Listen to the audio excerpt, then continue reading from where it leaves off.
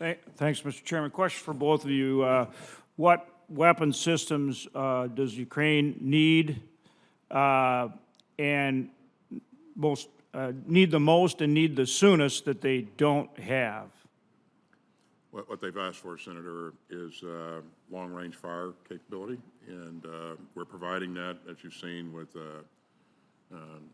most recently 90 155 systems. And they're capable of using them, or do they need to be trained on them? They're using them now. They're using them as we speak. As you may know, we took a number of troops out and trained them up very quickly on 155s, put them back into action, and they are employing those weapon systems now. They have the ammunition that we're providing them, and other countries are providing them 155 capability as well. They've also asked for armor capability, tanks and armored vehicles, and countries in the region are providing that. As we witnessed in our meeting that we held in Ramstein a week ago, countries like Canada and Germany are stepping up, providing armored vehicle capability, and so their capability overall is increasing. And again, they put the stuff that we provided them to very good use, in addition to the UAVs that we're also providing. General, same question. Yeah, same thing, Senator. I talk to my counterpart literally every other day, and we work very, very hard to get him what he thinks he needs. Long-range fires, specifically cannon artillery and rocket artillery. They were used to using the old Soviet model 152 artillery. Ammunition became a problem, so we're moving to a NATO standard. So the United States and many of our allies and partners are providing him with multiple battalions worth of 155 cannon and the ammunition to go with it, plus the radars, plus the fire direction center, the entire package for effective use of fires. That's the most important thing right now in the current fight. Secondly is to continue to sustain them on anti-tank weapons, very effective, anti-aircraft weapons, ground-based, either SAMs and or man-pads. Those are probably the top three, and the number 4 would be his ground maneuver capability of tanks and mech infantry vehicles, which many countries are now helping to contribute as well. So those would be the top 4. There's a whole laundry list below that, but those are the top 4. Looking at what the Ukrainians have done to the Russian tanks with our javelins, do we have something that is going to ensure that the tanks we provide are able to defeat that same type of shoulder-mounted threat and truly be effective?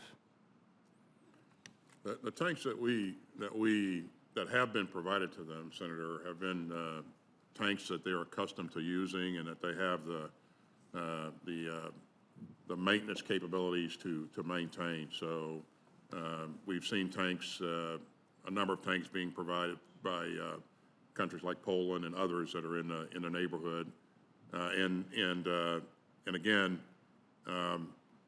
Russians don't have something that approaches the Javelin, okay. So that's all right. So then, next question: have we fully utilized the funds that we've already provided, such that you need this, and when do you need this supplemental? And have we really focused on the lethal aid versus getting other things in this $33 billion supplemental? Yeah, we absolutely have focused on the lethal aid, Senator, and we're at the very end of our drawdown capability here. So we're very quickly going to run out of funds. So. Okay, General, did you have anything to add to that? No, I think it's clear to me that the monies that Congress has provided is overwhelmingly in support of lethal aid. There's no question about it. It's almost all lethal aid, actually. I'm switching gears here, more along the lines of Senator Graham. Are you both, this is a question for both of you, are you both fully committed to upgrading, updating, and modernizing our nuclear triad? And is the funding in this budget adequate to do that?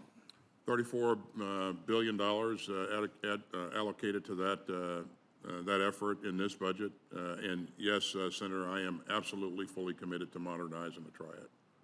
100%. It's the #1 priority in this budget, and it'll have to be sustained over time in future budgets. But that has ensured the protection of the United States for many, many years, and we need to reinvest and recapitalize it.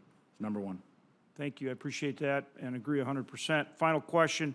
Are you familiar with Sky Range, for developing the Sky Range system to test hypersonics as a way to actually do it rather than lining up naval ships and trying to do it? And do you support it, including using the Global Hawks for that purpose? I am familiar with it, Senator, and yes, I do support it.